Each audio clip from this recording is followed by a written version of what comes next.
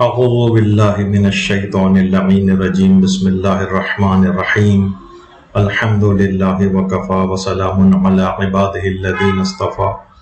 اللہم صل علی محمد وآل محمد۔ سورہ الحمد، سورہ بقرہ، پھر آیت الکرسی، سورہ آل عمران کے تعارف اور ان کے فضائل و برکات کے بعد آج سورۃ النساء، اس کے تعارف اور اس کے حیرت انگیز جو فضائل و برکات ہیں اور اس کے پیغامات ہیں، اس پر آج ہماری گفتگو ہوگی۔ دیکھیے، یہ جو سورہ ہے 176 آیات پر مشتمل سورہ ہے، اور یہ سورہ نزولی اعتبار سے 91 نمبر کا سورہ ہے، 91، یعنی ترتیب نزولی کے اعتبار سے 91 نمبر پر ہے، اور موجودہ جو ترتیب جو پیغمبر اسلام ختم مرتبہ صلی اللہ علیہ وآلہ وسلم خود فرما کر گئے تھے، خود ترتیب دے کر گئے تھے، اس کے اعتبار سے یہ 4 نمبر کا سورہ ہے۔ اچھا، یہ سورہ مدنی سورہ ہے، اور اس زمانے میں جب یہ سورہ نازل ہو رہا تھا تو مدینے میں حکومت اسلامی کی تشکیل ہو رہی تھی، ایک معاشرہ تشکیل پا رہا تھا، اس کی تاسیس ہو رہی تھی، تو اسی کے ضمن میں تقریباً یہ ساری آیات نازل ہوئیں۔ دیکھیے، بعض اوقات یہ بھی ہوتا ہے کہ بعض سورے مکمل طور پر مکی ہوتے ہیں، بعض سورے مکمل طور پر مدنی ہوتے ہیں، بعض مکی سوروں میں مدنی آیات ہوتی ہیں، بعض مدنی سوروں میں مکی آیات ہوتی ہیں، لیکن یہ وہ سورہ ہے کہ اس میں آیت 58 کے علاوہ جتنی بھی آیات نازل ہوئی ہیں ساری کی ساری مدنی آیات ہیں۔ صرف ایک آیت 58 ہے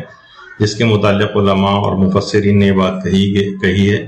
کہ یہ مکی آیت ہے، اس کے علاوہ جتنی بھی آیات اس کے اندر اور ہیں 176 میں سے 175 آیات وہ سب کی سب مدنی آیات ہیں، جو خاص مدینے کے اندر جو معاشرہ اسلامی حکومت کے بعد تشکیل پا رہا تھا اس کے ضمن میں وہ آیات سب نازل ہوئی۔ اچھا، یہ جو سورہ ہے یہ وہی سبع طوال میں شامل ہے، یعنی وہ 7 سورے جو طویل ترین سورے ہیں ان کے اندر یہ سورہ بھی شامل ہے، اور یہ قرآن کا دوسرا بڑا سورہ ہے۔ اس ترتیب کے لحاظ سے آل عمران پہلے نمبر پر آیا تھا سورہ بقرہ کے بعد، لیکن سورہ آل عمران سورہ نساء سے بڑا نہیں۔ قرآن کے اندر جو ترتیب ہے بڑے سوروں کی، اس میں سورہ بقرہ پہلے نمبر پر ہے، دوسرے نمبر پر یہ سورہ نساء ہے جس کی آیات سورہ آل عمران سے بھی زیادہ ہے، حالانکہ سورہ آل عمران ترتیب کے اعتبار سے اس سے پہلے۔ تو یہ قرآن کا سب سے بڑا سورہ ہے۔ اچھا، سورہ نساء کی اگر برکات اور فضائل کے اعتبار سے اگر ہم چیزوں کو دیکھیں تو سب سے اہم ترین چیز کہ واقعتاً جس میں ہر مومن کا دل دہل جاتا ہے اس بات کو سوچ کر، وہ ہے فشار قبر۔ تو یہ سورہ فشار قبر سے بھی حفاظت کے لیے بہت ہی اہم سورہ ہے، اور جتنی بھی ہماری تفاسیر ہیں، بلکہ شیعہ و سنی تمام تفاسیر کے اندر یہ بات آئی ہے، اور وہ روایت بھی ہے جو کہ حضرت امیر المومنین علیہ الصلوۃ والسلام سے مروی، کہ جو شخص بھی جمعے کو سورہ نساء کی تلاوت کرے گا وہ فشار قبر سے محفوظ ہو جائے گا۔ جو بھی شخص جمعے کو سورہ نساء کی تلاوت کرے گا وہ فشار قبر سے محفوظ اور مامون ہو جائے گا۔ تو اس لحاظ سے اگر ہم دیکھیں تو ہر شخص کو یقین ہے، بلکہ کہا جاتا ہے نا کہ ہر چیز پہ شکوک و شبہات پائے جاتے ہیں، حتیٰ کہ اللہ تک کے اوپر لوگوں کے شکوک و شبہات ہیں جس سے واضح تر کوئی چیز نہیں، لیکن موت کے متعلق کسی کو بھی کوئی شک و شبہ نہیں کہ مجھے مرنا ہے۔ ٹھیک ہے، بعد کے مراحل ہوں گے یا نہیں ہوں گے اس کے اوپر بحث ہوتی، لیکن مسلمان ہونے کے اعتبار سے یا مومن ہونے کے اعتبار سے فشار قبر کا بھی سب کو علم ہے، روایات بھی لوگوں کے علم میں ہوتی ہیں، تو کیوں نہ اس چیز کا دفیہ پہلے سے کر لیا جائے، اس کا حفاظتی انتظام پہلے سے کر لیا جائے، جس کی طرف سے ہماری صرف نظر ہوتی ہے، لاپرواہی ہوتی ہے، اور اس کی طرف ہم سوچتے بھی نہیں۔ دیکھیے جب یہ کہا جاتا ہے کہ دعا کے جو آداب بتائے گئے ہیں ان میں ایک ادب یہ بھی ہے کہ دعا قبل از بلا، یعنی بلا کو نازل ہونے سے پہلے اس کا دفیہ کر لیجیے. یعنی ایسا نہ ہو کہ مثلا چیز ایک بلا اور مصیبت کے اندر گرفتار ہو جائے اور بعد میں اس کے لیے دعا کر رہے ہوں. نہیں، پہلے سے اس کا دفیہ کرنا چاہیے. اسی طریقے سے جب معلوم ہے کہ فشار قبر ہے، عذاب قبر ہے، بعد کے سخت مراحل ہیں، تو کیوں ان کا دفیہ پہلے سے نہیں ہوتا؟ جبکہ ہم دنیا میں دیکھتے ہیں کہ کتنے ہی مظاہر ایسے ہیں کہ ہم ان چیزوں کا دفیہ پہلے سے کر کے رکھتے ہیں. بچے کو حفاظتی ٹیکے آپ کیوں لگواتے ہیں؟ کہ بھئی یہ بڑا ہونے کے بعد یا جیسے جیسے اس کی عمر بڑھے گی کچھ بیماریوں کا شکار ہو سکتا ہے، تو اس کی حفاظت کے لیے پہلے سے حفاظتی ٹیکے وغیرہ لگوائے جاتے ہیں. سردیاں شروع ہونے سے پہلے سردیوں کے کپڑوں کی تیاری ہوتی ہے، گرمیوں کے آنے سے پہلے گرمی کے کپڑوں کی تیاری ہونے لگتی ہے. لوگ مختلف ممالک میں امیگریشن کے لیے جا رہے ہوتے ہیں یا ترک وطن کر کے جا رہے ہوتے ہیں، تو وہاں موسم کیسا ہے اس کے مطابق کپڑے اور تمام انتظامات کر کے وہاں پر جاتے ہیں. بہت سارے افراد ہیں، بوڑھے ہیں، یا یہ کہ انسان جوانی کی حالت میں بہت سی بیمہ پالیسیاں لیتا ہے کہ بھائی جب میں بوڑھا ہو جاؤں گا، بزرگ ہو جاؤں گا، جاب کرنے قابل نہیں رہوں گا، تو یہ بیمہ پالیسی میں ابھی سے لے کے رکھ رہا ہوں تاکہ بعد میں اس کے لیے میرے لیے ایک اطمینان کی زندگی میں آخری زمانے میں بسر کروں. تو یہ تمام چیزوں کے انتظامات آخرت کے لیے کیوں نہیں کر کے رکھے جاتے؟ ایک بہت بڑا سوال ہے کہ منکر و نکیر کی سوالات سے آسانی کے بچنے کے اعمال کون سے ہیں،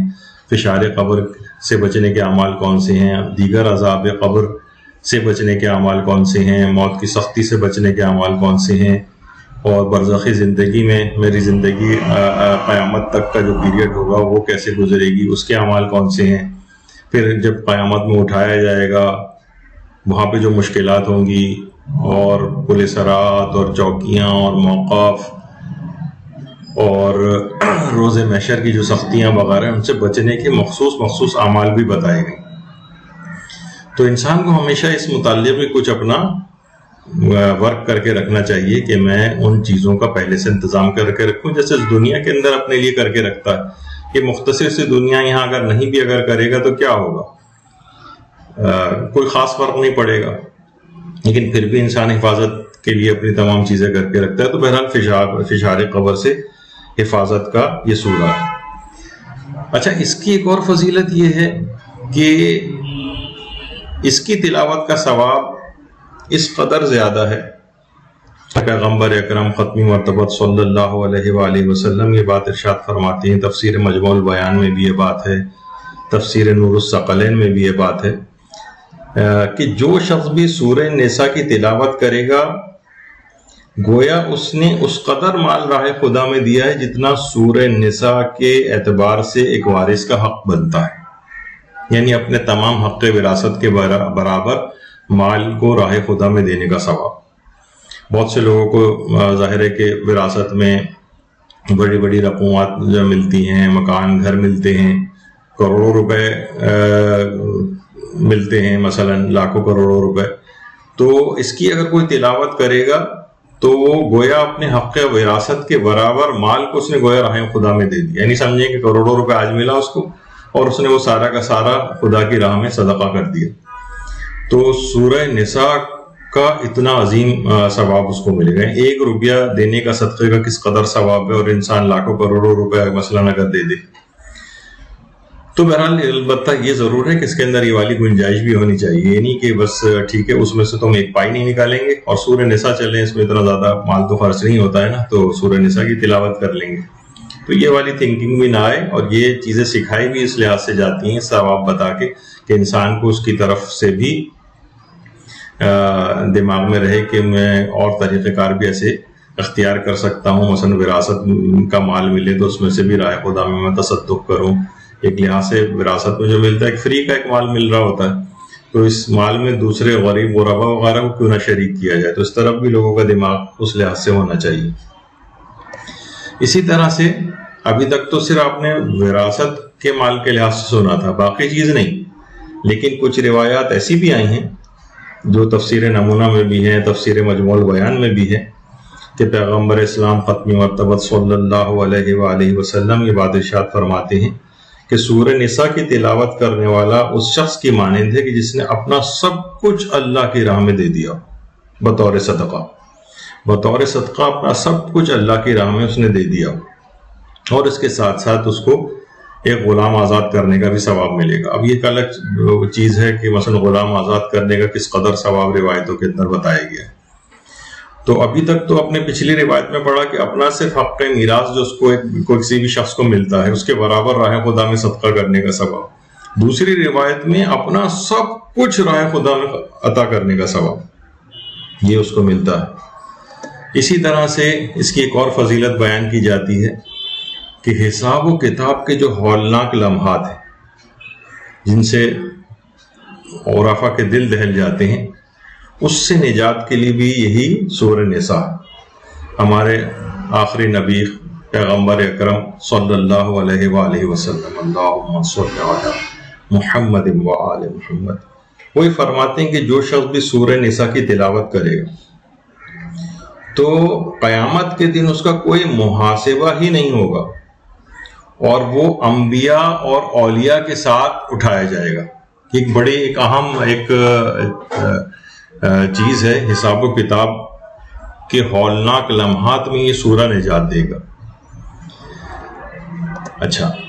اس کے کیا کوئی خاص وقت بھی ہے سورہ کی تلاوت کا؟ ویسے تو دیکھیے تلاوت قرآن کا کوئی خاص ایسا وقت نہیں ہے، خاص طور پر سورہ نساء کے یعنی کسی بھی وقت آپ چاہیں پڑھ سکتے ہیں، کوئی لیکن بہرحال کچھ خاص اوقات، مثلا شیخ توسی نے مصباح المتحجد جو ہے اس میں بات لکھی ہے کہ جمعے کے دن صبح کے وقت اس کی تلاوت کا بہت زیادہ ثواب ہے۔ ویسے تو کسی بھی دن کسی بھی وقت پڑھ سکتے ہیں، لیکن جمعے کے دن صبح کے وقت اگر اس کو پڑھیں تو اس کی تلاوت کا ثواب بھی زیادہ ہے، اس کی فضائل اور برکات بھی انسان کو زیادہ حاصل ہوں گی۔ اچھا، اسی طرح سے خوف کے خاتمے کے لیے سورہ نساء پڑھنا، خوف کا خاتمہ۔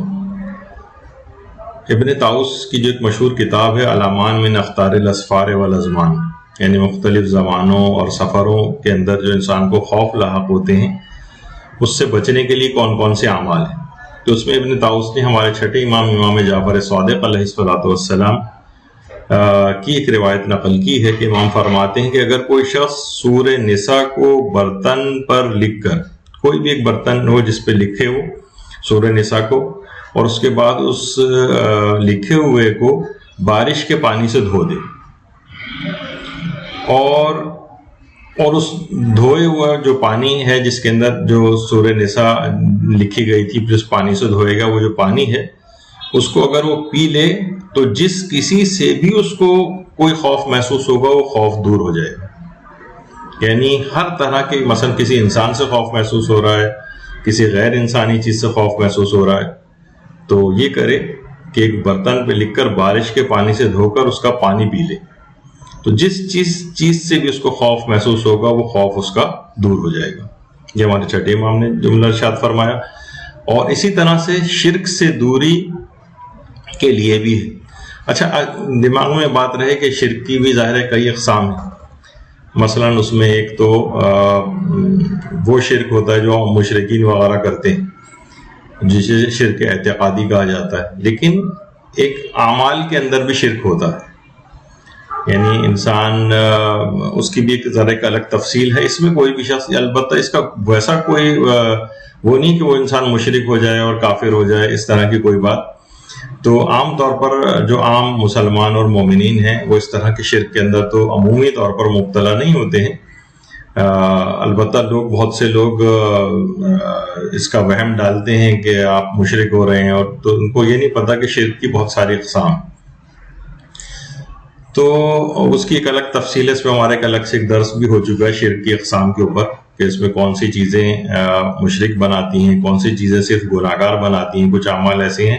جن کو شرک کہا گیا ہے لیکن وہ صرف گناہگار انسان کو بناتے ہیں، لیکن وہ نہیں کہ اس کے اوپر مشرک کے احکامات لاگو ہو جائیں۔ تو بہرحال اس طرح کی چیزوں کے حوالے سے شرک سے دوری، مجمع البیان جو ہماری تفسیر ہے بڑی مشہور جو علامہ طبرسی کی، اس کے اندر بھی یہ بات آئی ہے کہ اس کی تلاوت کرنے والا شرک سے دور رہے گا اور وہ مشیت الہی میں ان افراد میں شمار ہوگا جن سے اللہ نے درگزر سے کام لیا ہوگا، یعنی جس کو اللہ کی طرف سے معافی ملے گی۔ یعنی سورہ نساء کی تلاوت کرنے والا یہ شرک سے دور رہے گا اور ان افراد کے اندر شمار ہوگا کہ اللہ کی مشیت میں یہ بات ہو کہ اس شخص کو بارگاہ خداوندی سے معافی نصیب ہوگی۔ تو کتنا بڑا مرحلہ یہ کہ انسان کے سارے گناہ معاف ہو جائیں، وہ شرک جیسے گناہ ہے اس سے بھی آلودہ نہ ہو، یہ خود سورہ حفاظت کرتا ہے۔ اسی طرح سے گمشدہ کی بازیابی کے لیے، اچھا بعض اوقات یہ ہوتا ہے کہ کسی جگہ کوئی چیز رکھ کر انسان بھول گیا ہو اور اسے یاد نہیں آ رہی ہو، تو روایات میں یہ چیز آئی ہے، علماء نے لکھی ہے اپنی کتابوں میں کہ سورہ نساء کی آیت نمبر 58 اس کو ایک نئے برتن پر لکھے، نئے برتن پر کسی بھی گمشدہ چیز، اچھا اس میں گمشدہ چیز جیسے کوئی بھی چیز اگر کہیں رکھ کر بھول گیا ہے، عام طور پر گھروں میں ہوتا ہے، تو سورہ نساء کی آیت نمبر 58 کو کسی نئے برتن پہ لکھے اور اس کو بارش کے پانی سے دھوئے اور اس پانی کو اس جگہ پر چھڑکے جہاں سے وہ چیز گم ہوئی ہے یا امکان ہو اس چیز کے ملنے کا، کہ یہاں سے یہ چیز غائب ہوئی تھی، مثلا اس کمرے سے، اس گھر سے جہاں سے وہ چیز آپ کہیں رکھ کر بھول گئی ہیں، اس کو ظاہر آپ کو پتا ہے کہ یہ خاص کمرہ میں نے یہاں رکھی تھی، اب وہ نہیں مل رہی ہے، یا کم سے کم وہ گھر ہے، تو سورہ نساء کی آیت نمبر 58 کو کسی برتن پہ لکھے اور بارش کے پانی سے اس کو دھوئے اور اس کا پانی اس جگہ کے اوپر چھڑکے جہاں سے وہ چیز غائب ہوئی تھی یا جہاں سے ملنے کا امکان ہو۔ تو یہ کہا جاتا ہے کہ اللہ اس جگہ پر خود بخود رہنمائی کر دے گا کسی بھی ذریعے کہ جہاں پر وہ چیز موجود ہوگی۔ شیخ کفمی نے اپنی کتاب مصباح میں، مصباح کفمی کے نام سے مشہور ہے، اس کے اندر بھی اس عمل کو لکھا ہے۔ تو یہ گمشدہ چیز کے حوالے سے، اچھا گمشدہ چیزوں کے حوالے سے یہ جو سورہ نساء کی آیت نمبر 58 ہے، ان اللہ یأمرکم ان تؤدوا الامانات الی اہلہا، اللہ حکم دیتا ہے کہ امانات کو ان کے اہل کی طرف پلٹا دو، ان کو واپس کرو۔ تو یہ جو چیز ہوگی اس کے پاس پلٹ کر واپس آ جائے گی، جس شخص کے پاس بھی کہیں پہ بھی اللہ بہرحال اس کو اس جگہ تک، اس چیز تک پہنچا دے گا جہاں سے وہ چیز غائب ہوئی تھی، اس کو وہ چیز مل جائے گی۔ تو گمشدہ چیز کی بازیابی کے لیے، اچھا اسی دوران کیونکہ ظاہر یہ بات آ گئی ہے ابھی، تو الگ سے تو اس کے اوپر ذرا کرنا مشکل ہو جاتا ہے، تو یہاں پر ہی ہم کچھ ایک آدھ چیز اور بھی سلسلے میں بتا دیں۔ کچھ ایک آدھ دنوں میں ایسے کیسز بھی آئے کہ جس میں لوگوں نے بہت یہ والی بات لکھی، تو اس پہ پیغمبر اسلام ختم مرتبہ صلی اللہ علیہ وآلہ وسلم تفسیر برہان میں ایک روایت ہے پیغمبر سے کہ اگر کوئی شخص کسی جگہ ایک چیز بھول گیا تھا، اب اسے یاد آیا ہے کہ میں فلاں فلاں جگہ پر وہ چیز بھول آیا ہوں، تو اگر وہ سورہ والضحیٰ کی تلاوت کرے تو چیز ملنے تک اللہ اس کی حفاظت کرے گا۔ بعض اوقات یہ ہوتا ہے نا کہ نے چیز رکھی، ایسا نہ ہو کرے فلاں جگہ بھول تو آیا لیکن وہ تو میں نے پبلک پلیس پہ گیا تھا، وہاں پہ بھول کے آ گیا، موبائل فون بھول آیا، فلاں چیز بھول آیا جو اہم چیز تھی، تو سورہ والضحیٰ کی وہ تلاوت کرے اس نیت سے، تو جب تک وہ اس تک پہنچ نہیں جائے گا اللہ باحفاظت اس چیز کو رکھے گا اور اس شخص تک پہنچائے گا۔ یعنی گمشدہ چیز کی بغیر نقصان بازیابی کے لیے سورہ والضحیٰ۔ ویسے یہ اپنے مقام پر جب انشاءاللہ اللہ نے اتنی توفیق دی کہ ہم آخری پارے تک پہنچ جائیں اور اس میں سورہ والضحیٰ کے فضائل و برکات بیان کر رہے ہوں، تو وہاں پر انشاءاللہ اس بات کا تذکرہ دوبارہ بھی آئے گا۔ اسی طرح سے گمشدہ کی بازیابی کے لیے، یہ تو چیز کی بات تھی اس سے پہلے، اب گمشدہ شخص کا نام لے کر بھی اگر کوئی شخص سورہ والضحیٰ کو لکھے تو وہ شخص اپنے دوستوں میں، اپنے چاہنے والوں میں صحیح سالم لوٹ آئے گا۔ یعنی سورہ والضحیٰ لکھے، اس کے ساتھ اس گمشدہ شخص کا نام بھی لکھ دے۔ تو پیغمبر اسلام ختم مرتبہ صلی اللہ علیہ وآلہ وسلم یہ بات ارشاد فرماتے ہیں کہ وہ شخص صحیح و سالم اپنے دوستوں تک لوٹ آئے گا، صحیح و سالم۔ تو بہت سے لوگ بڑے پریشان ہوتے ہیں، لوگ خدا نخواستہ اغوا ہو جاتے ہیں یا مثلاً اٹھا لیے جاتے ہیں مختلف افراد کی طرف سے، مسنگ پرسنز وغیرہ ہوتے ہیں، تو ان گمشدہ افراد کی بازیابی کے لیے بھی یہ بات بڑی مجرب ہے۔ اسی طرح گمشدہ چیز کو پانے کے لیے آیت اللہ بہجت نے بھی ایک چیز بتائی کہ وہ چیز جو گم ہو گئی ہو یا چوری ہو گئی ہو، خواہ وہ انسانی کیوں نہ ہو، یعنی کوئی اس کو اٹھا کے لے گیا ہو، تو اسے پانے کے لیے اس وقت تک یہ ذکر پڑھیں جب تک وہ چیز مل نہیں جاتی. چھوٹا سا اصبحت فی امان اللہ، امسیت فی جوار اللہ، میں نے خدا کی پناہ میں صبح کی اور جوار الہی میں رات میں داخل ہوا. یعنی ہر وقت اللہ کی پناہ میں وہ چیز رہے گی، اور اس کو اس وقت تک اس ذکر کو مسلسل پڑھتے رہیں جتنا بھی ممکن ہو پڑھنا، جب تک کہ وہ چیز یا وہ شخص مل نہیں جاتا. بلکہ کتاب گوہر حکیمانہ جو مہدی عاصمی کی لکھی ہوئی ہے، اس میں یہ بات آئی کہ ایک شخص کو کسی سے کوئی کام تھا، اسے یہ بھی نہیں پتا تھا کہ وہ اس وقت کہاں ہوگا. اس نے اپنے گھر میں بیٹھ کر کثرت سے مذکورہ ذکر کو پڑھا، یہ اصبحت فی امان اللہ، امسیت فی جوار اللہ. اس کے نتیجے میں وہ شخص خود ہی چل کر اس کے پاس آ گیا، جس کا کوئی امکان ہی نہیں تھا. یعنی ظاہر ہے ان چیزوں کی سپورٹ میں بہت ساری حکایات بھی ہیں، اور میں نے جیسے اس سے پہلے بھی کہا تھا کہ ہمارے ہاں یہ چیز نہیں ہوتی ہے، ہمارے ہاں کوئی چیز رپورٹ نہیں ہوتی، کسی جگہ پبلش نہیں ہوتی. تو لیکن باہر جو دیگر ممالک والے جیسے ایران، عراق وغیرہ کے اندر یہ چیزیں خود وہ لوگ ڈاکومنٹ کرتے ہیں، کتابوں کے اندر آتی ہیں. اس سے لوگوں کا اعتقاد وغیرہ بھی اس سے بڑھتا ہے، لوگوں کے اپنے تجربات اس کے اندر شامل ہوتے ہیں. تو بہرحال یہ دو ایک چیزیں اس کے اندر میں نے ذکر کر دی، کیونکہ سورہ نساء گمشدہ چیزوں کو یا گمشدہ انسان کو پڑھنے کے حوالے سے بھی بڑی مجرب ہے. تو دو ایک اعمال اور بھی اس سلسلے میں ذکر کر دیے گئے. اچھا، شوہر و بیوی میں آپس میں لڑائی جھگڑے وغیرہ ہوتے ہیں، باتیں آگے اتنی بڑھ جاتی ہیں کہ بعض اوقات طلاقوں تک کی نوبت آ جاتی ہے. تو خواص آیات القرآن جو کتاب ہے، جس میں بہت سارے آیات قرآنی کے حوالے سے عملیات بتائے گئے ہیں، آقا باقر نجفی کی جو کتاب ہے، اس میں ایک روایت ہے جو کہ ہمارے چھٹے امام جعفر صادق علیہ الصلوۃ والسلام سے مروی ہے. اللہم صل علی محمد و آل محمد. وہ یہ ہے کہ اگر کوئی شخص ایمان اور نیت خالص کے ساتھ،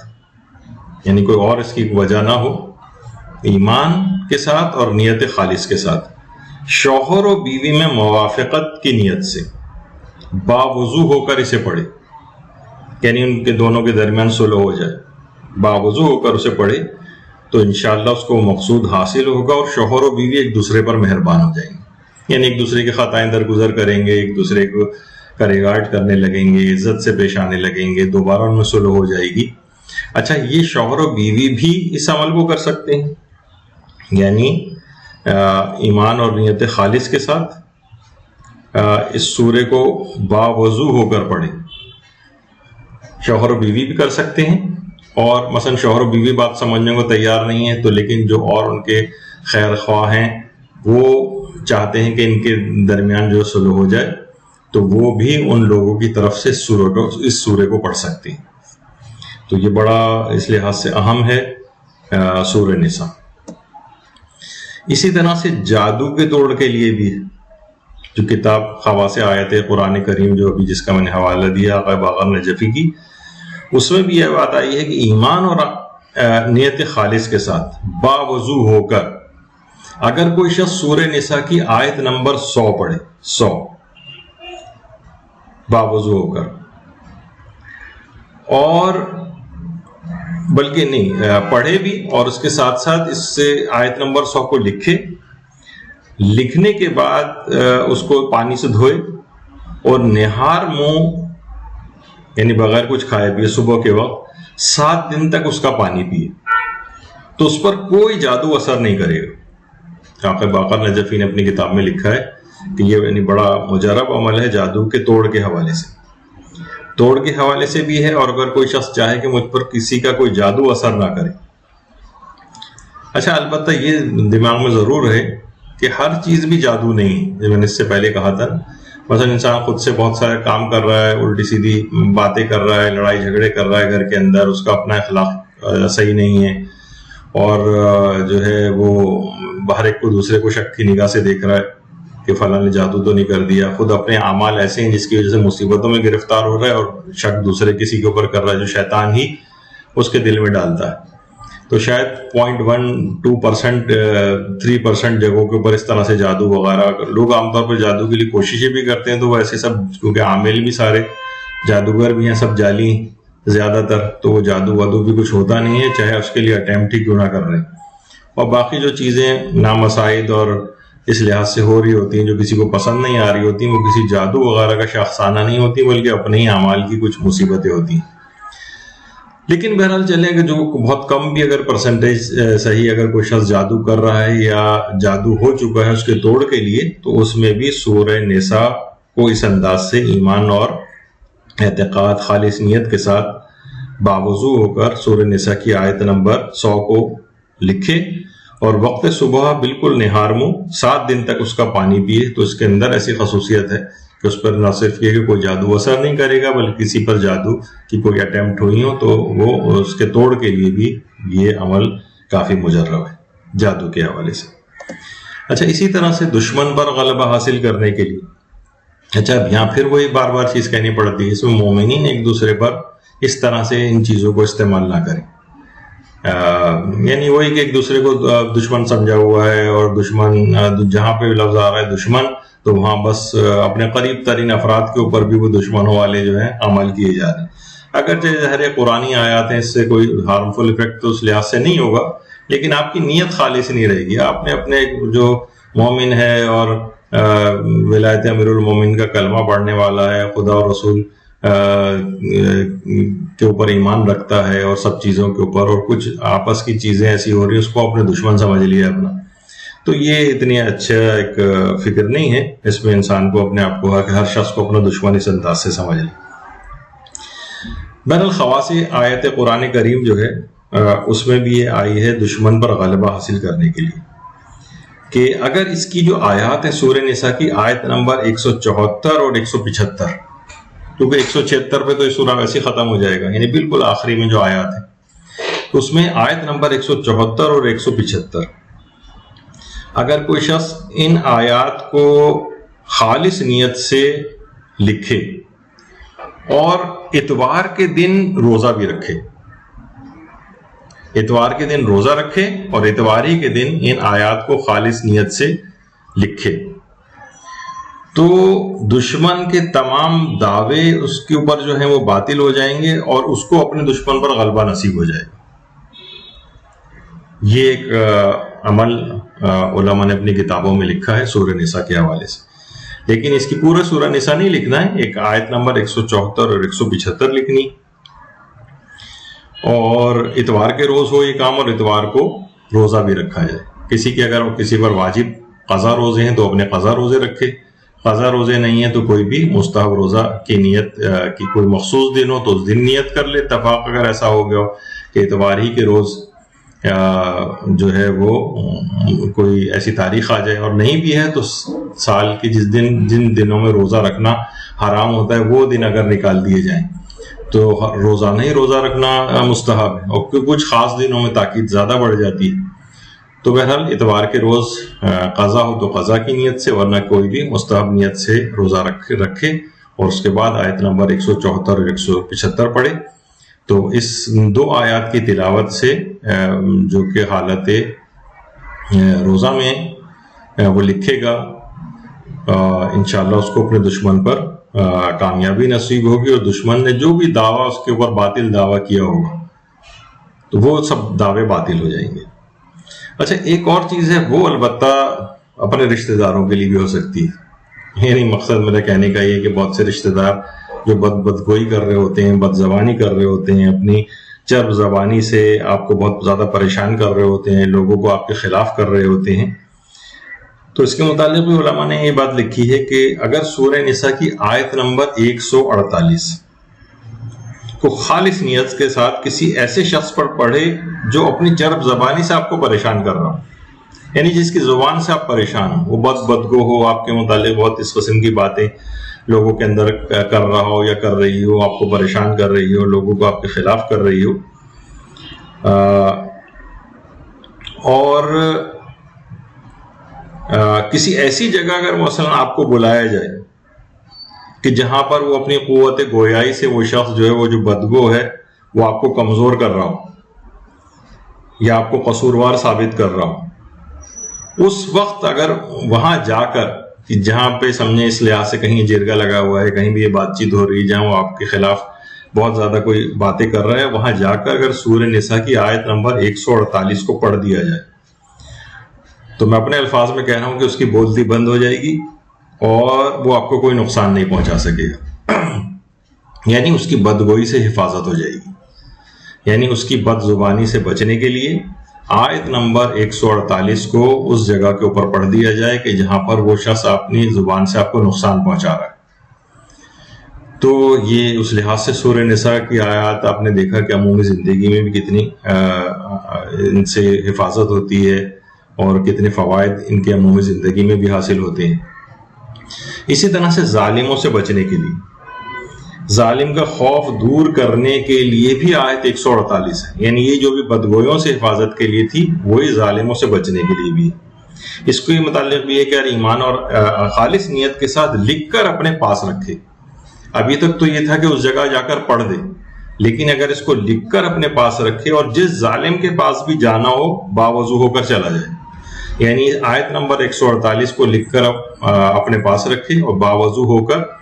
جس بھی ظالم یا جس سے آپ کو خوف محسوس ہو رہا ہے کہ آپ کو نقصان پہنچا سکتا ہے اس کے پاس آپ چلے جائیں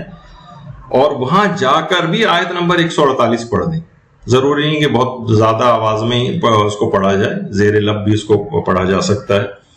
تو اس ظالم سے بھی امان مل جائے گی اور وہ آپ کو کوئی نقصان نہیں پہنچا سکے ظالم سے بچنے کے لیے۔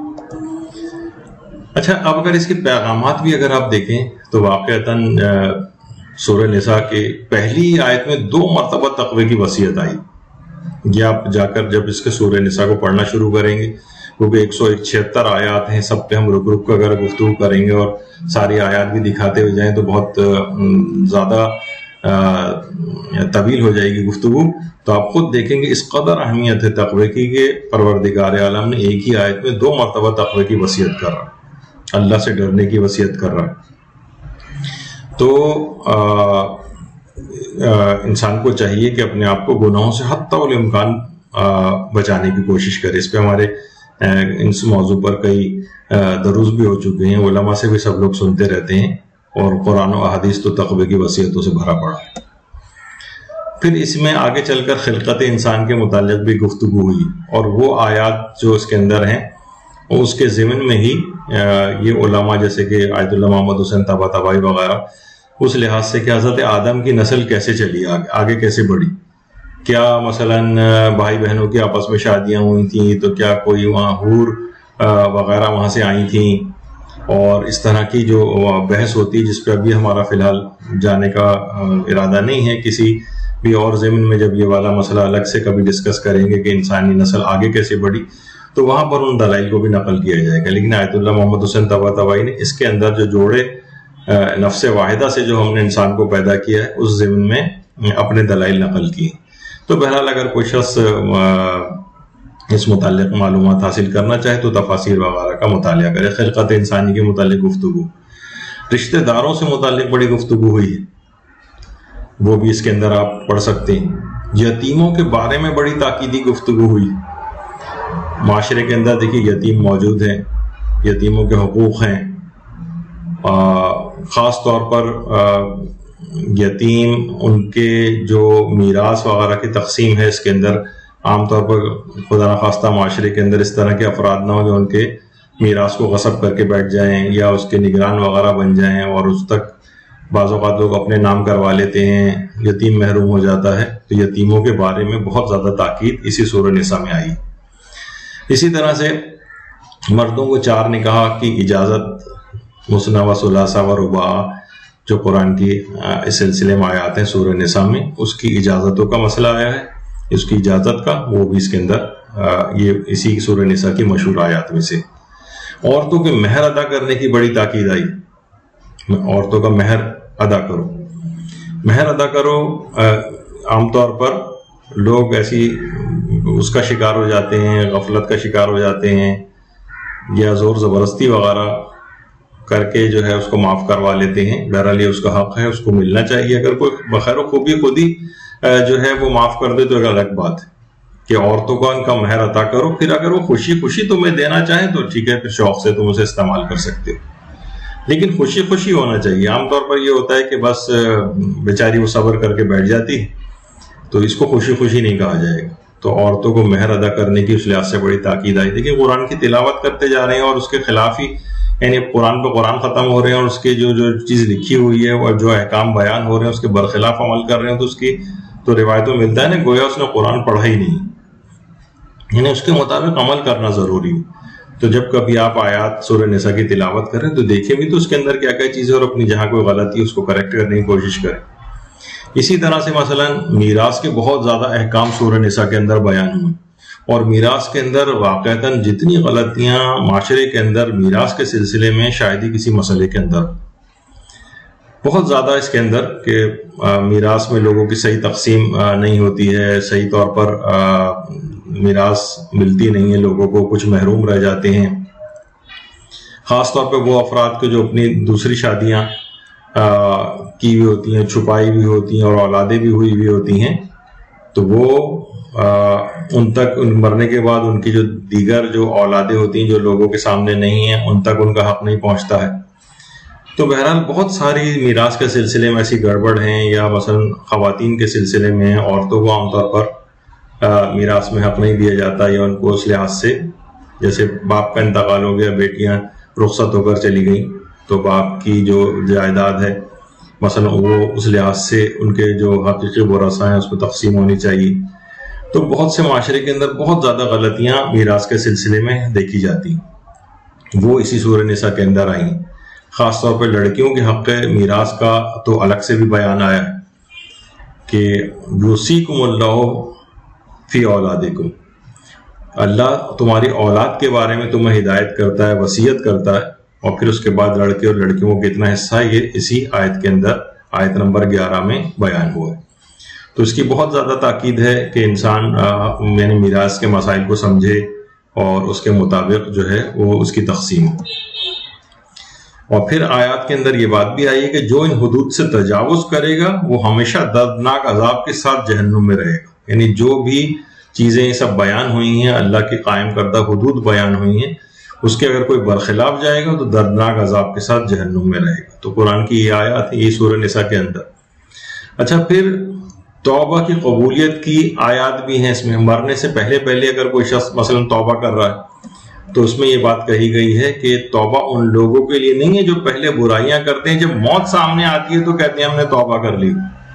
یعنی فرشتہ اجل کو دیکھے جانے سے پہلے انسان اپنی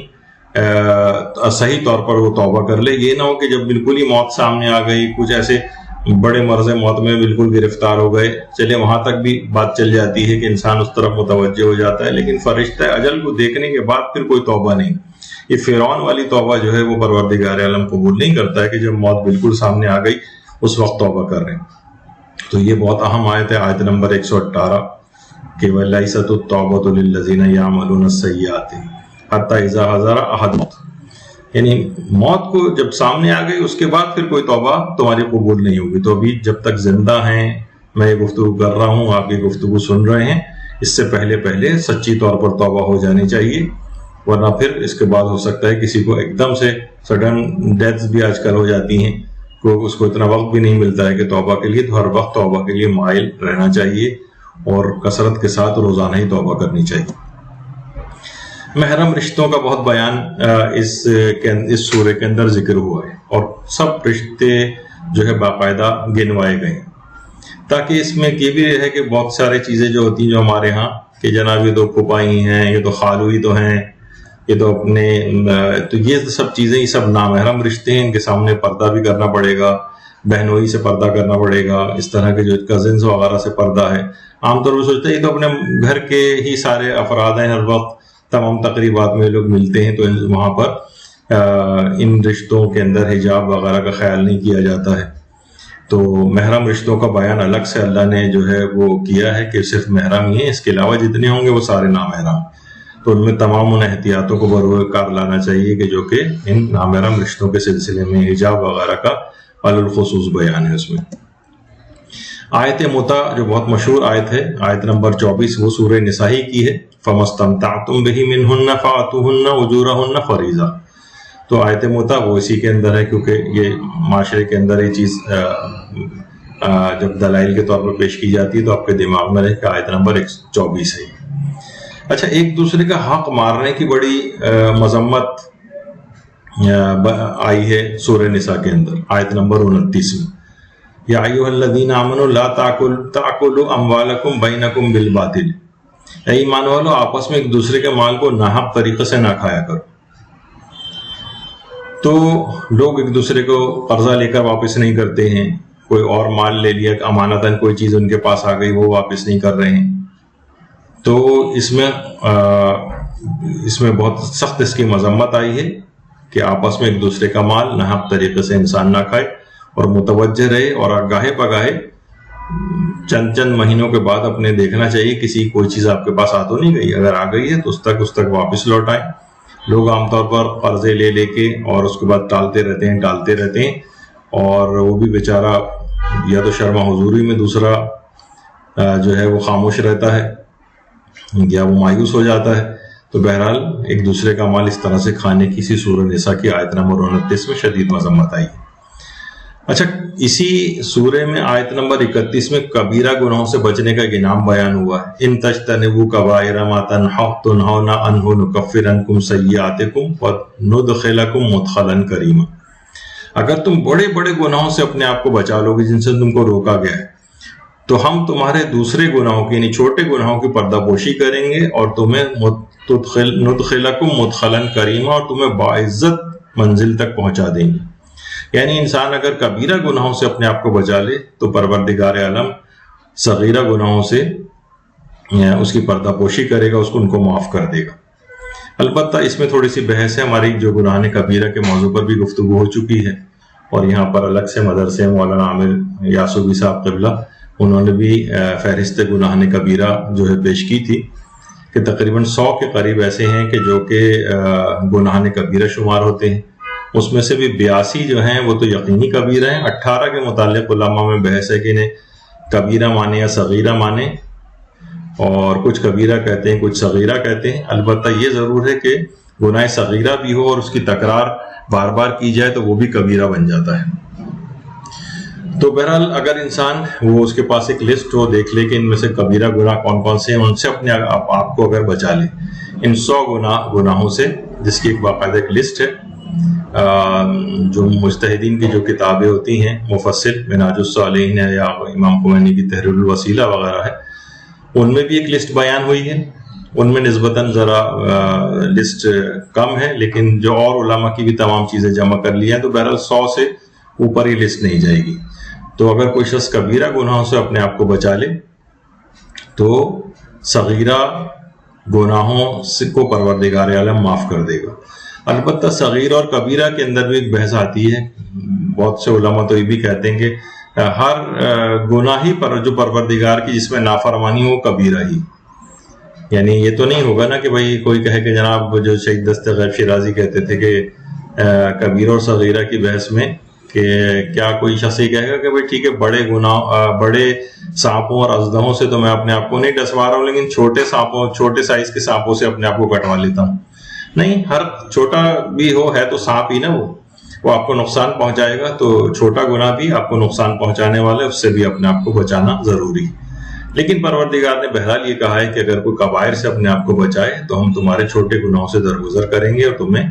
کرامت والی منزل تک پہنچا دیں گے، یعنی جنت میں تمہارا داخلہ ہوگا۔ اس کے بعد اس میں ایک بڑی معرکۃ الآراء آیت ہے، آیت نمبر 34، مرد عورتوں کے حاکم و نگران ہیں۔ الرجال قوامون علی النساء بما فضل اللہ، یعنی اور مرد عورتوں پر حاکم ہے۔ اب اس میں ایک بڑی بحث آتی ہے، خاص طور پر ان بحثوں جس میں ہمارے الگ سے ایک یا 2 نشستیں پوری ہوں گی کہ وہ روایات کہ جن میں عورتوں کو ناقص العقل قرار دیا گیا ہے، جن میں عورتوں کو کی مذمت آئی ہے، ان کی عقل کے اعتبار سے آئی ہے، ان کے بعض اعمال کے اعتبار سے آئی ہے، تو اس کا حقیقی اور صحیح مفہوم کیا ہے؟ عام طور پر مرد حضرات گھروں میں اپنی بیویوں کو چڑھانے وغیرہ کے لیے ان احادیث کو بھی پیش کرتے ہیں۔ ان کا صحیح پہلے تو ان کو بحث ہوگی کہ وہ ان کا بیک گراؤنڈ کیا ہے، ان احادیث کا کس ضمن میں وہ احادیث آئی ہیں، پھر ان کا اطلاق ان تمام عورتوں کے اوپر ہے یا نہیں، ایک خاص موقع ہے اس کا۔ اسی کے اندر یہ والی چیز بھی آتی ہے، وہ کہتے ہیں کہ ہم عورتوں کے اوپر حاکم ہیں، بس ہم نے جو کہہ دیا آرڈر کر دیا، بس یہ چیز ہے۔ تو یہ ان معنوں کے اندر نہیں ہے، بلکہ ایک انتظامی لحاظ سے ایک چیز آئی ہے تو اس کی اپنے مقام پر ایک تفصیل ہے، لیکن یہ بڑی مشہور آیت ہے اس لحاظ سے، الرجال قوامون علی النساء، تو اپنے مقام پر انشاءاللہ اس کی بھی تفصیل آئے گی۔ بخل کی بڑی شدید مذمت آئی آیت نمبر 37 میں، کہ جو خود بھی بخل کرتے ہیں اور دوسروں کو بھی بخل کا حکم دیتے ہیں۔ خاص طور پہ دیکھیے بخیل جو ہے یہ عام طور پہ ہم سوچتے ہیں کہ شاید یہ عام طور پر مثلا کوئی آپ کی دعوت نہیں کر رہا ہے تو آپ کہیں بڑا کنجوس ہے، تو کسی کو اپنے گھر ہی نہیں بلاتا ہے، یعنی ان معنوں میں یہ چیز اتنی نہیں ہے، بلکہ اصلاً بخیل وہ ہیں جو کہ اپنے واجبات ادا نہیں کرتے، اس کی بھی ایک الگ تفصیل ہے، اور یہ دیگر معنوں میں بھی آ سکتے ہیں کہ جو کہ معاشرے کے اندر دیکھ رہے ہیں کہ لوگ کتنے غریب ہیں، کتنے زیادہ پریشانیوں کے اندر مبتلا ہیں، یہ پیسوں پہ پیسے جمع کر رہا ہے اور یہ مثلا غریبوں تک ان کی مدد کے لیے نہیں پہنچ رہا ہے۔ خاص طور پہ دیکھیے کووڈ وغیرہ کا دور ہے، اس کے اندر خود بھی آپ اپنے دائیں بائیں اطراف میں کہ بہت سے جو وہ افراد کے جو کہ ذرا سفید پوش ہیں اور ہر ایک سے مانگتے نہیں پھرتے ہیں، ان کے لیے خاص طور پر آپ کو دیکھنا پڑے گا کہ ان کے اوپر تو کوئی مالی بوجھ نہیں آ گیا ہے کہ اس کو کسی بھی طور پر، ہر شخص سوچ رہا ہے کہ بھائی جب ان پہ آیا ہے تو مجھ پہ نہ آ جائے، تو ہر آدمی اپنے سیونگ کو جمع کر کے بیٹھا ہوا ہے۔ لیکن بہرحال بہت سے مومنین ہیں جو کہ ماشاءاللہ اس سلسلے میں متوجہ ہیں اور معاشرے میں امداد بھی کرتے نظر آ رہے ہیں۔ تو بہرحال جہاں بخل کا لیکن زیادہ اطلاق اس وقت ہوتا ہے کہ جب انسان اپنے واجبات ادا نہ کرے۔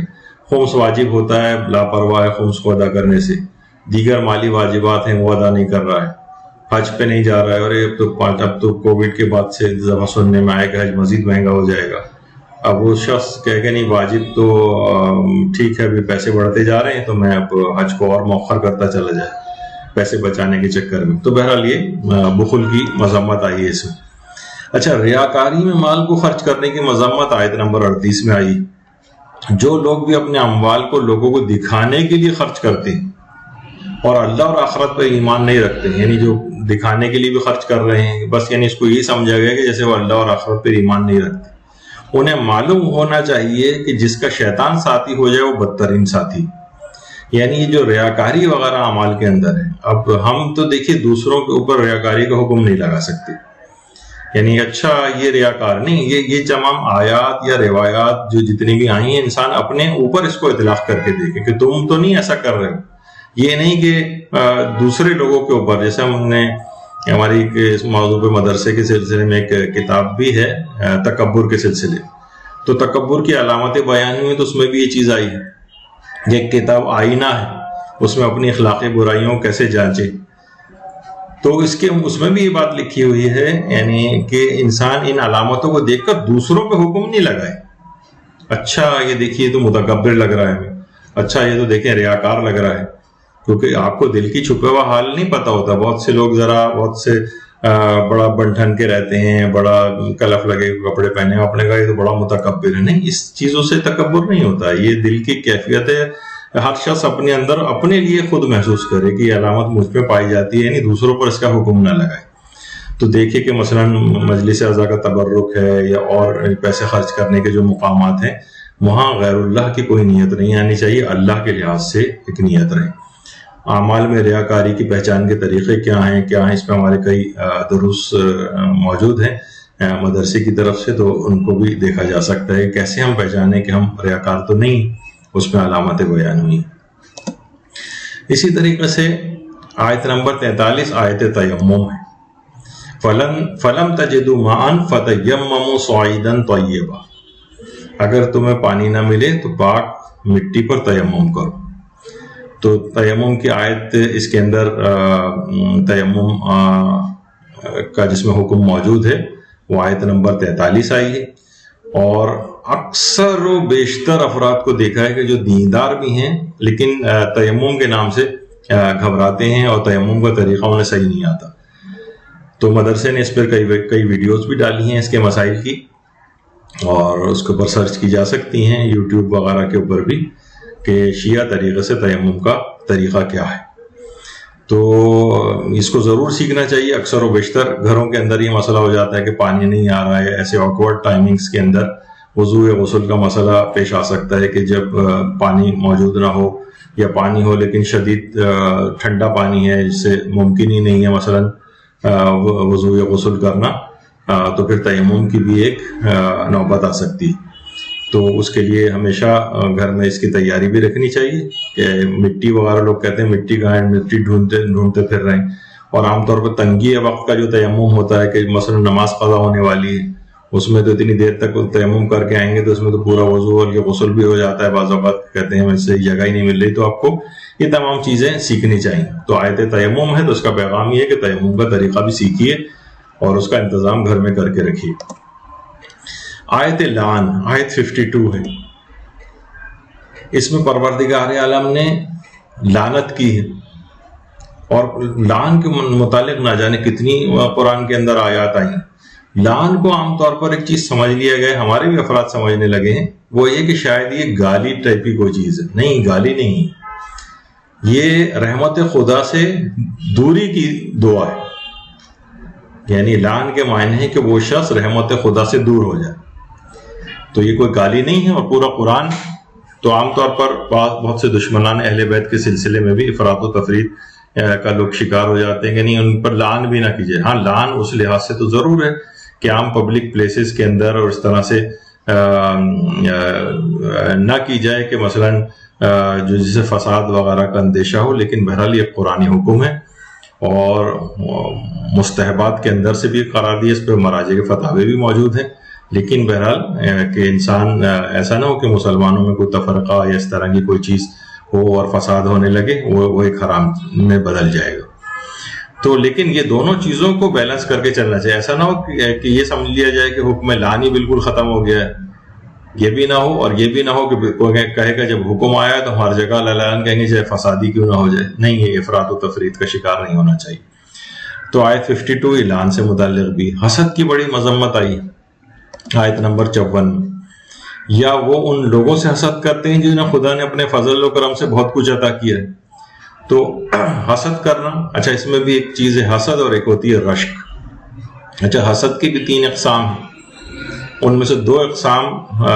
جائز ہیں، صرف ایک قسم حرام بنتی ہے کہ جب اعضاء و جوارح سے انسان کسی کو کوئی نعمت پہنچنے سے روکے. مثلا کسی لڑکی کا بہت اچھی جگہ رشتہ طے ہوا، آپ نے کچھ ایسے الفاظ کہے کہ وہ دوسرے مشکوک ہو گیا اور رشتہ ختم ہو گیا.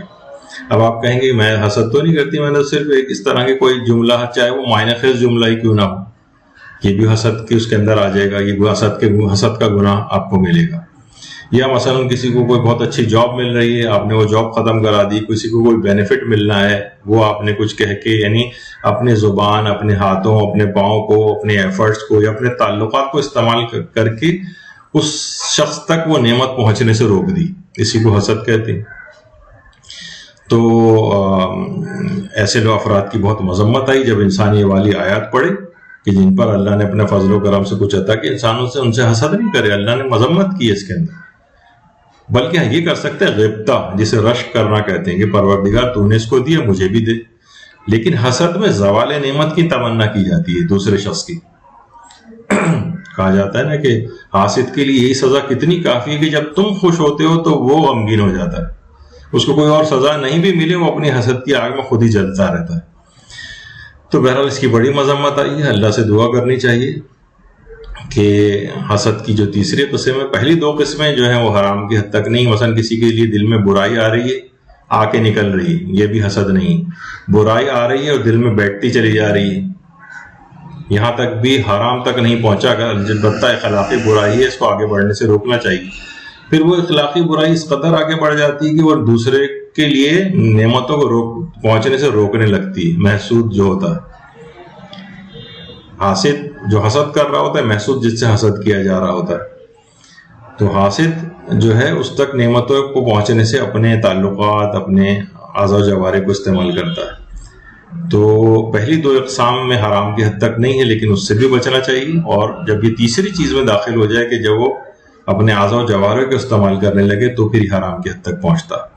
تو آیت نمبر 54 میں یہ بیان ہوا. اس کے علاوہ اسی کے اندر آیت 59 ہے جو آیت اولی الامر کہلاتی ہے. یا ایھا الذین آمنوا اطیعوا اللہ واطیعوا الرسول واولی الامر منکم. کتنا آپ مجالس کے اندر اس آیت کو سنتے ہیں. تو اس میں تو اتنی زیادہ تفصیل میں جانے کی ضرورت نہیں ہے، اکثر لوگ اس کی تفاسیر سے بھی واقف ہیں. پیغمبر اسلام سے توسل کی آیت، آیت نمبر 64. اور ہم نے کسی رسول کو بھی نہیں بھیجا ہے مگر اس لیے کہ خدا سے اس کی حکم خدا سے اس کی اطاعت کی جائے. اور کاش جب ان لوگوں نے اپنے نفس پر ظلم کیا تھا، کاش وہ لوگ جنہوں نے اپنے نفس پر ظلم کیا تھا یہ اگر آپ کے پاس آ جاتے، رسول اللہ کے پاس، اور خود بھی اپنے گناہوں کے لیے استغفار کرتے اور رسول بھی ان کے حق میں استغفار فرماتے، تو یہ خدا کو بہت ہی توبہ قبول کرنے والا اور مہربان پاتے. یہ آیت خاص طور پر مدینے میں جب حجاج کرام جاتے ہیں تو علماء وہاں جا کر ضرور اس آیت کی کو اپنا دروس کا عنوان بناتے ہیں. اچھا، یہ آیت خاص طور پر وہابی فکر افراد سے بھی بہت زیادہ پیش کی جاتی ہے، کیونکہ اس آیت کے اندر یعنی پیغمبر کی اپنی زندگی میں بھی اور پیغمبر کے بظاہر اس دنیا سے پردہ فرما جانے کے بعد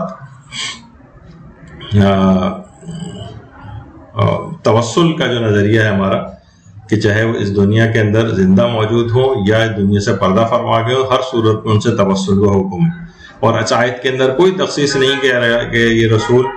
جس وقت زندہ ہوں اسی وقت کے لیے. جب بھی کوئی شخص جس نے بھی اپنے نفس پر ظلم کیا ہے وہ پیغمبر اسلام کے قبر کے پاس آئے اور اپنے گناہوں کے لیے استغفار کرے، اور رسول اللہ بھی اس قابل ہو یعنی کہ وہ رسول بھی اس کے استغفار کو قبول کریں، تو خدا کو بہت ہی توبہ قبول کرنے والا اور مہربان پائیں گے. ستون ابی لبابہ جو وہاں پر مدینے میں مسجد نبوی کے اندر ہے، جب ان کی تفاصیل بیان ہوتی ہیں ان ستونوں کی، اس میں ستون توبہ اور ستون ابی لبابہ جو ہے اس کے ضمن میں اس کی تاریخ جب بیان ہوتی ہے تو یہ والی آیت ضرور اس میں آتی ہے. تو یہ آیت 164 نمبر کی تھی. اس کے علاوہ آیت جو 65 ہے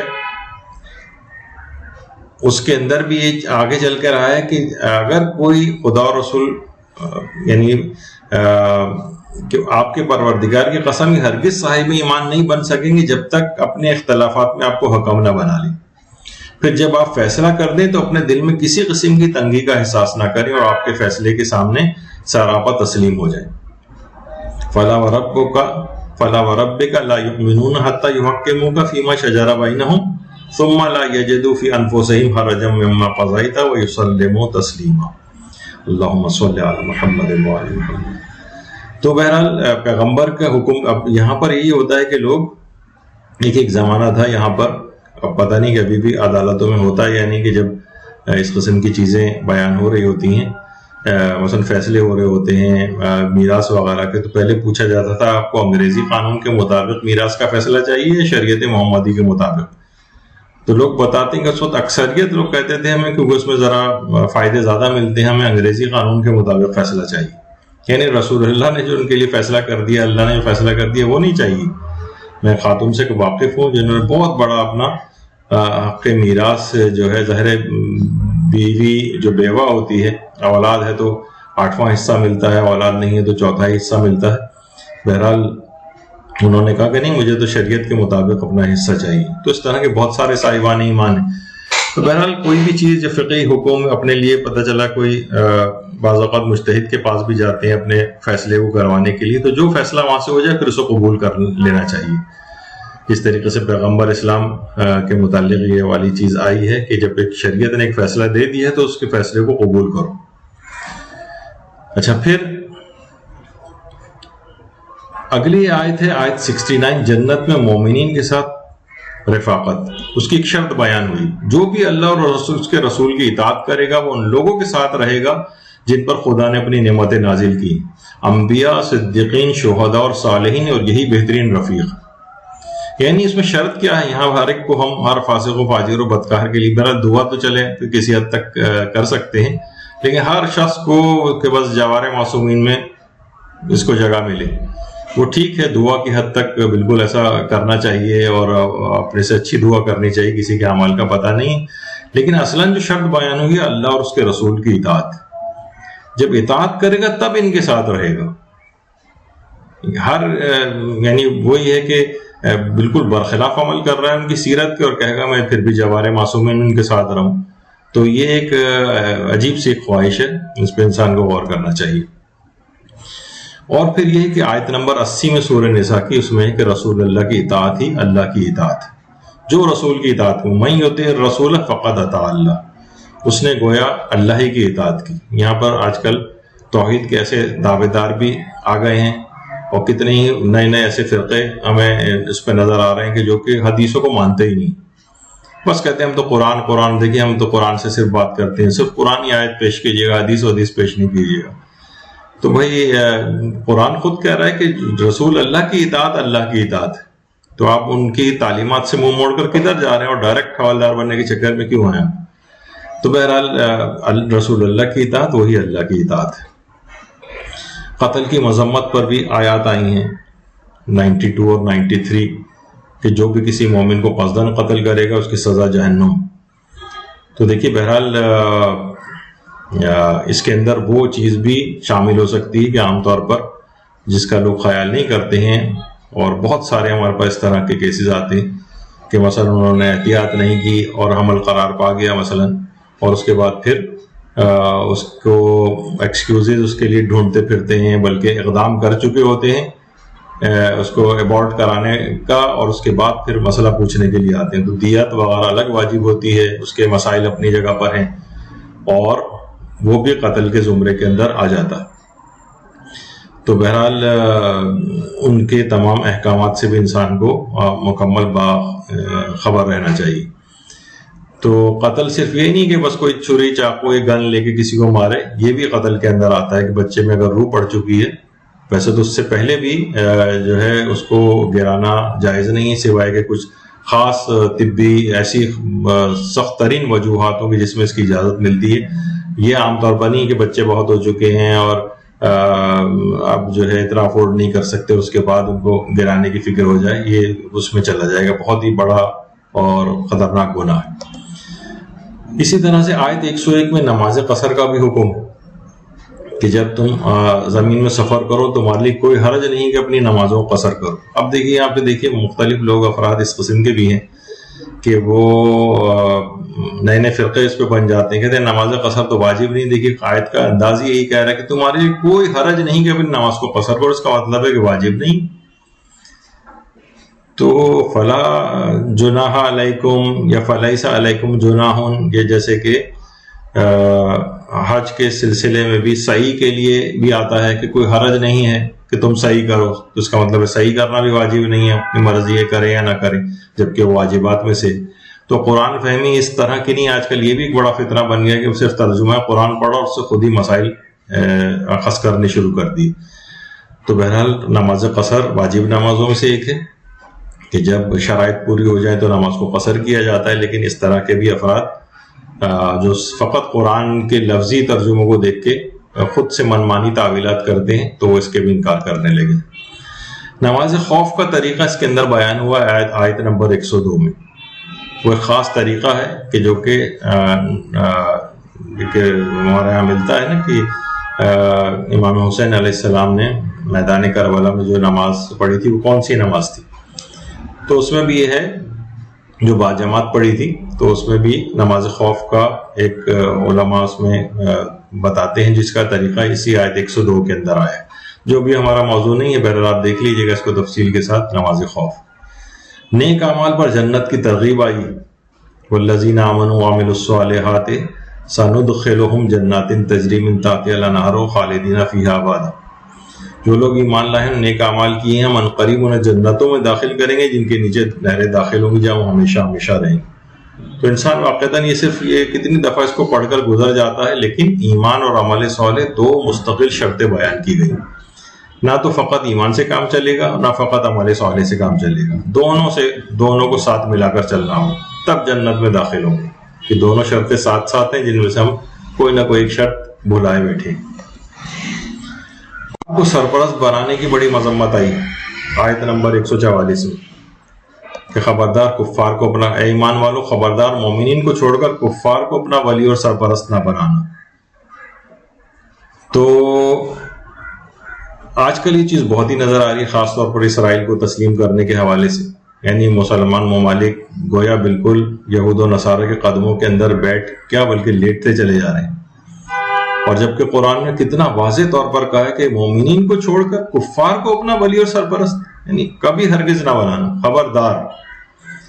تو سورہ نساء کی کوئی آیت پڑھتا ہوا جائے تو اس کو دیکھنا چاہیے کون ایسے ممالک ہیں جو کفار کو اپنا ولی اور سرپرست بنا رہے ہیں۔ آیت نمبر 144 کے اندر آپ دیکھیے۔ تو اس طریقے سے اگر سورہ نساء کا اگر آپ پوری تلاوت کرتے ہوئے جائیں اور ترجمہ پڑھتے ہوئے جائیں گے تو ہم نے سرسری سا ایک ڈسکشن کے طور پر آیات کو لے کر آئے، اس کی نہ تفسیر میں گئے، بس ایک عمومی طور پر ایک حکم بیان کر کے اس کی طرف ایک توجہ دلائی کہ پروردگار ان آیات میں ہمیں کیا کہنا چاہ رہا ہے۔ تو باقی جو سورہ نساء پوری 176 آیات ویسے آپ شروع سے ترتیب سے پڑھتے ہوئے جائیں اور اس کا ترجمہ پڑھتے ہوئے جائیں تو آپ خود اپنے اندر بڑی نمایاں تبدیلی پائیں گے کہ پروردگار عالم مجھ سے یہ تمام چیزیں ارشاد فرما رہا ہے جن سے میں بالکل لا علم ہوں، یا اگر علم بھی ہے تو میں اس کی طرف توجہ نہیں دے رہا ہوں۔ جبکہ قرآن کو ترجمے کے ساتھ پڑھنے کا اس وجہ سے حکم ہے کہ اپنے لحاظ سے آپ مجتہد نہ بنے کہ کوئی چیز ان سے اپنے فقہی احکام اخذ کرنے لگے اپنی منمانی کوئی تعویلات کر کے، لیکن جتنی اس طرح کے احکام اور اخلاقی امور ہیں اس میں تو پروردگار عالم کی ان تمام چیزوں کو پڑھ کر اس کے اوپر عمل کیا جا سکتا ہے۔ تو آپ نے اس کے فضائل بھی دیکھے، ہمارے عمومی زندگی میں کتنی اس کی فضیلت اور اس کی بہت سی آیات اور یہ پورا سورہ بھی کتنا زیادہ کام آنے والا ہے، دنیاوی چیزوں میں بھی، آخرت والی چیزوں کے اندر بھی، قبر کے اندر بھی کام آئے گا۔ یہ سورہ فشار قبر سے بچائے گا، آخرت میں بچائے گا، تو اور دنیا کی تمام چیزوں کے لیے بھی۔ تو اس کے اوپر لازم یہ ہے کہ اس کی تلاوت بھی مستقل جاری رکھیے اور اس کے پیغامات پر بھی عمل پیرا رہے۔ وصلی اللہ علی محمد وآلہ الطیبین الطاہرین، اللہم صل علی محمد وآل محمد وعجل فرجہم۔